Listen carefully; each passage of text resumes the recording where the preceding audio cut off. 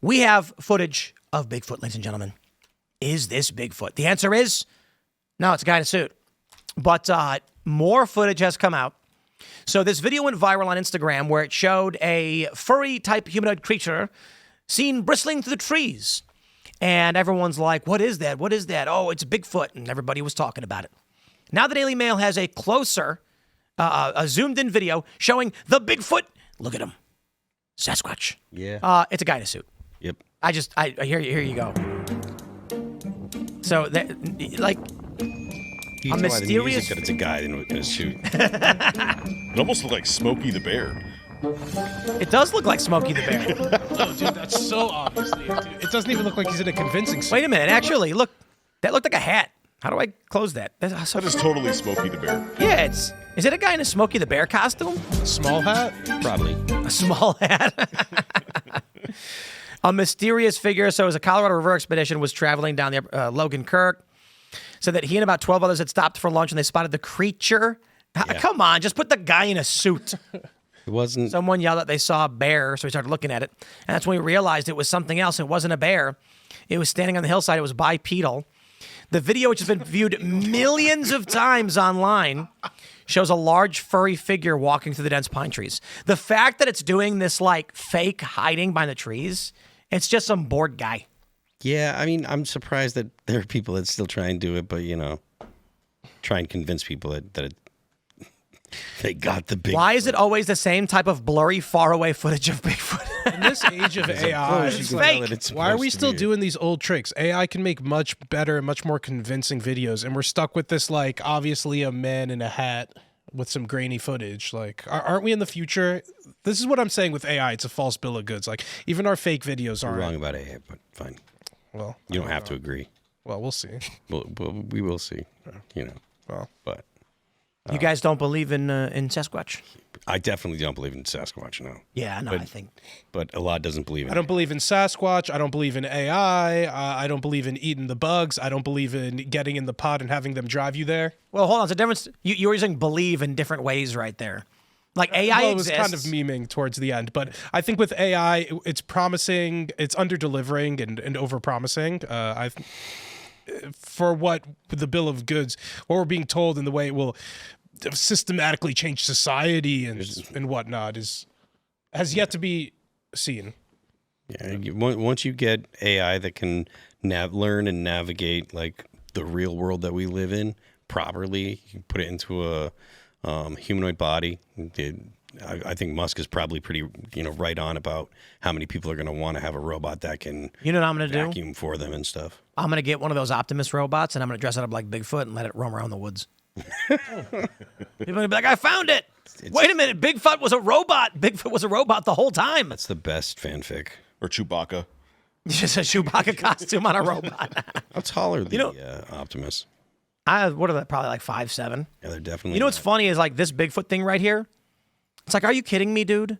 People were so dumb back then that a guy put on a suit and his buddy took a picture of it, and then they were like, "Look, it's true." Did people not just like get out of here? Like, but how did this become prominent? People want to believe in cryptids, man. Okay, I'm gonna. Can we just get like a Mothman guy and just take a picture and be like, "Look, there he is." Sounds like a fun hobby. $20 if you want to come take a look at We it. probably could do that.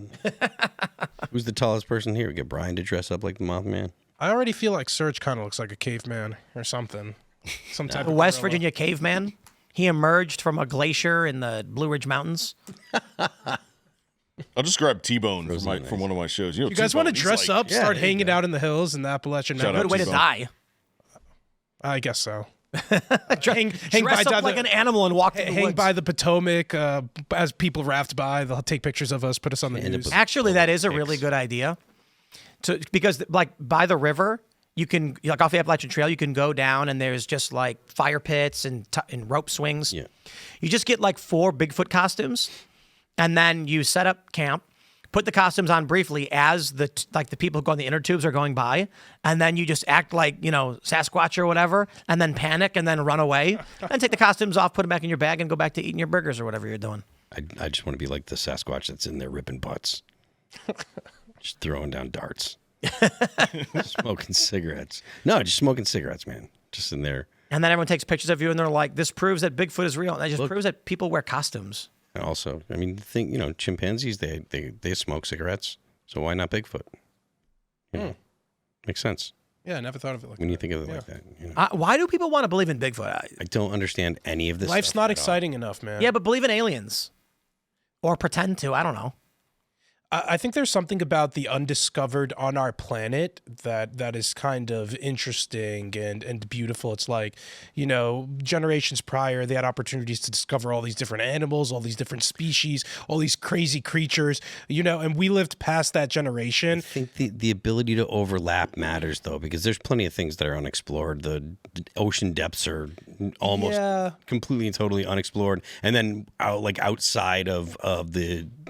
Basically, our solar system is basically unexplored. It's just what we can see. So, like, the fact that you overlap with the woods, right? Your daily life that you can actually do things in overlaps with this spooky, scary place, which is the woods where there aren't people. It's that overlap that makes people that are like, that have that desire to read these stories and stuff.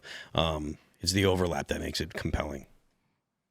They're like us, but they're different. They're bipedal. Yeah, and they're hairy. It's like my husband, but... Well, because it could happen also. I'm pretty sure that like all folklore and mythology is just some dude by himself saw a coyote or bear, and then he's walking from one small British village to the next, and then on the way there's just like he sees a midget. Little person. I think that's an offensive term. We say little person. That's what we say. You're not supposed to say that. Fine. And so he sees a little person, and he's walking by, and he's got his stick with the bag on it.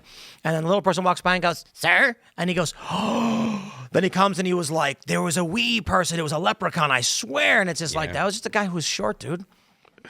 That is how that's how like stories of giants in the north is because the Swedes and the people from Finland and stuff, they're all tall. Yeah. So, or like the kernel of truth in I think, those. what do they say? Like, what is it called? Like a porphyria or something? Porphyria? Don't know what that is. It's that disease where you're like anemic, so you're pale and gangly and your hair falls out and then your gums recede. Oh, so you turn into a zombie. Vampire. Vampire? Oh, Yeah. Sounds sufficiently disgusting. It is kind of funny that like zombies are basically just rabies, Yes. but like fast rabies. 28 Day Zombies are fast rabies. No, I mean like rabies takes a while before you start going and then you die. Whereas in movies, you get by the zombie, you turn to a zombie right away. You know why you don't want to, why you foam at the mouth when you get rabies? You're dehydrated. Not only that, but it causes you pain to swallow. Yeah. So like, Hydrophobia. yeah. People feel anxiety and pain around water. Yeah. That's crazy. And so they just, The moment you get rabies symptoms, you're already dead. oh yeah, you're doomed. Scary. How do Yeah, we but get to rabies is like, because it's because we're talking about like myths, like where did zombies come from? Some dude had rabies. And there was a guy going and like foaming at the mouth. And they were like, Did he, eat 3 people before he died? Like, Well, humans have always had like a fascination with like some kind of like or some kind of like undead stuff, like whether it be like, the voodoo has elements of undead, and then there's like all the Aztec stuff. They were worshiping death and stuff. So like that's something that human beings have done forever.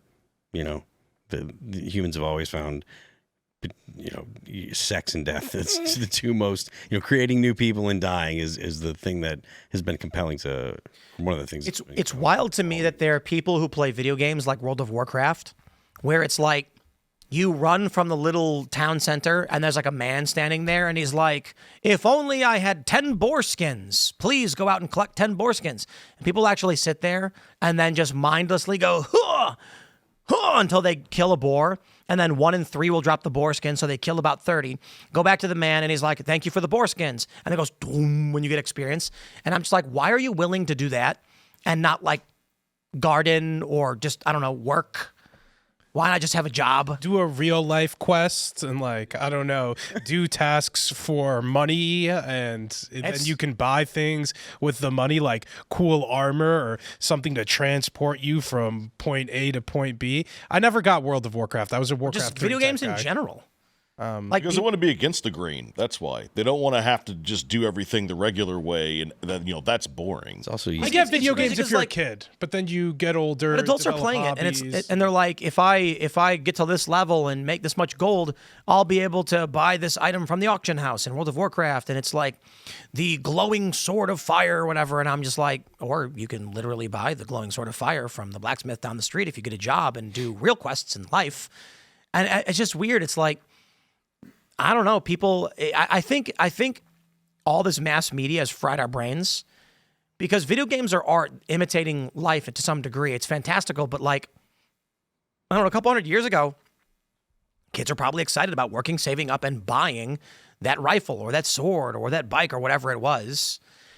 And they were like, oh man, I can't wait to buy that thing. It's going to be really awesome. And now it's like, I can't wait to go do nonsensical virtual work for no reason so that I can buy an item I don't own that exists only in this video game. I guess it depends on which video game you're talking about, but there is a lot of the goal-oriented stuff that you get in video games. You're trying to complete missions or complete the whole, whatever, a whole game or whatever. That kind of stuff is, it gives them the sense of accomplishment without actually doing much and having to really exert yourself. So it's like you're probably right. It's basically like in the real world, nobody screams and lifts you up and jumps around because you completed an 8-hour shift at work. But in a video game, you can beat one level and it's like, you did it. And then you get that dopamine hit for doing something not particularly hard, but feels great. Like slaying Onyxia in old classic World of Warcraft. You accomplished nothing over the span of 2 hours, but 2 hours to have 40 people cheering and being like, we did it, woohoo! As opposed to going to work for 8 hours and then being like, well, I'll be back tomorrow, otherwise you're fired. And you're like, this sucks. Yeah, there's little immediate reward for most people when it comes to their jobs, especially if they're repetitive and stuff. It's the paycheck is the reward. So the idea that you're going to feel a sense of accomplishment for a lot of jobs is just not there. Thanks for checking out this clip from Timcast IRL. Make sure to watch the show live Monday through Friday at 8 p.m. Subscribe to this channel, and we will see you all there.